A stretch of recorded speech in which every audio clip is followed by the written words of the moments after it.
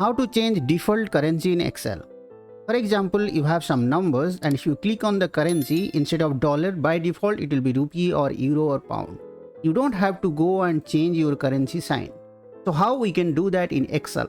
It will change not only in Excel, all your Word file, all your Microsoft Office across your system. So let's find out how to change default currency in Windows 10 or Windows 11, any Windows operating system. Let's go to your start screen, click on settings, then go to your time and language, click on language and region, click on region format. This region format is English United States.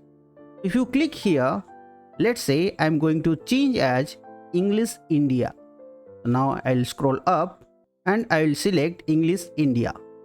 So now what will happen, if I go to my Excel, automatically it will be rupees. For example, if I type 100 and click on this sign, so automatically it will be rupees. The alternative way to go to region is in the search bar, just type region and click on region setting and you will be directly into your region.